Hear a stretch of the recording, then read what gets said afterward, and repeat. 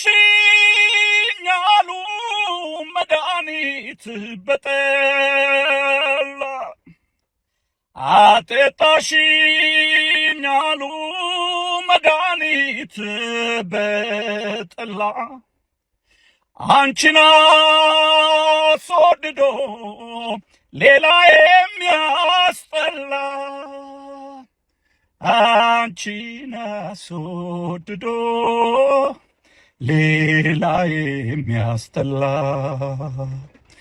ትዝታዬ ላንቺ ትዝታዬ ለኔ ትዝታዬ ላንቺ ትዝታዬ ለኔ።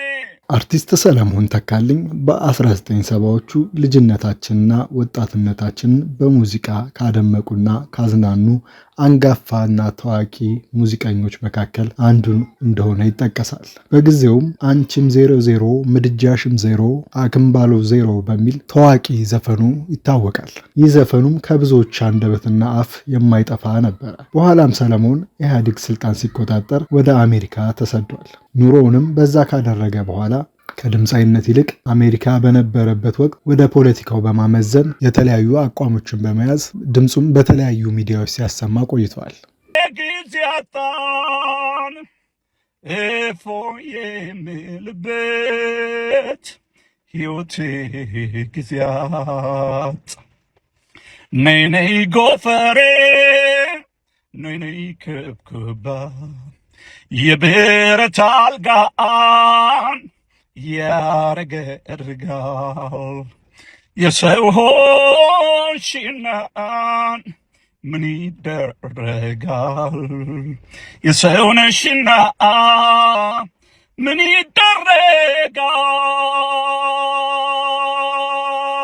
ይደረጋል።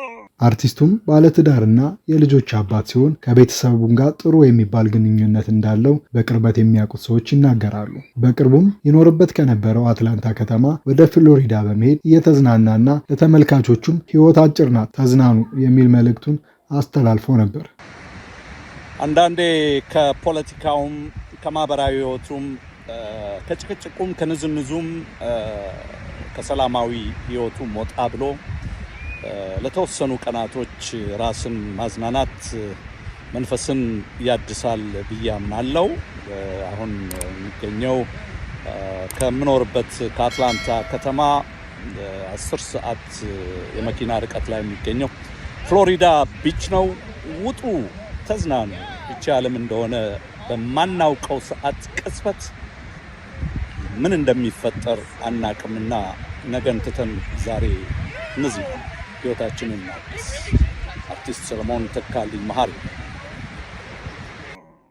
ዛሬ ልጄ ገብርኤል ሶሎሞን ተካልኝ መሀሪ ወክ እናድርግ ዳዲ ብሎኝ አሁን ወክ እያደረግን ያለ ነው እዚህ አትላንታ ውስጥ በሚገኝ አንድ ትልቅ ፓርክ ውስጥ። በጣም ደስ ብሎኝ ነው ከልጄ ጋር ወክ እያደረግኩ ያለሁት። You want to say something, Gabriel Solomon? Yeah, man. I'm just chilling with my dad. Nothing else I can say. Nothing else I can say. I'm just relaxing. Say I'm a signal. I'm a second. It doesn't show you. Come in. TV. Alright. It's not recording. Yes, it is. Alright, back. Just give me my money. Yeah! Alright, just give me my money. Yeah! Give me my money. Yeah! Give me my money.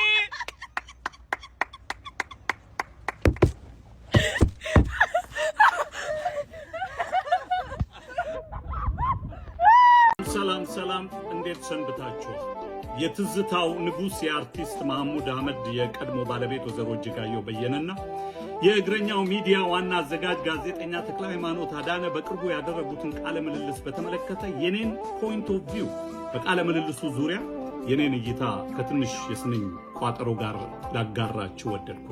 በቅድሚያ የእግረኛው ሚዲያ ዋና አዘጋጅና አቅራቢ ጋዜጠኛ ተክለ ሃይማኖት አዳነ ፍጹም ሚዛናዊ የሆነ ከስሜት የጸዳና የጋዜጠኝነትን ሙያዊ ስነምግባርን ያልጣሰ ካንተ ፍላጎትና ወገንተኝነት ጋር ያልተያያዘ ትክክለኛ የጋዜጠኝነት መርህን የተከተለ እጅግ እጅግ አስተማሪ አዝናኝና አስገራሚ የሆነውን ከትዝታው ንጉስ ከአርቲስት ማህሙድ አህመድ የቀድሞ ባለቤት ከሆኑት ከወይዘሮ እጅጋየሁ በየነ ጋር ያደረከውን ቃለ ምልልስ እንደው ስሜታዊ ሆንክ አትበለኝና ነፍስና ስጋ የለበሰ ስልቱን ጠብቆ በዜማ የተቀመረ አንድ የምወደው ሙዚቃ ቃናው እየጣፈጠ ወደማይታወቅ ጥልቅ ሰማየ ሰማያት በመንፈስ የሚያደርሰኝ ያህል አይነት እየተሰማኝ ነው። በተረጋጋ መንፈስ ጆሮዬን ሰጥቼ ቃለ ምልልሱን ያዳመጥኩት በእውነት ነው የምልህ።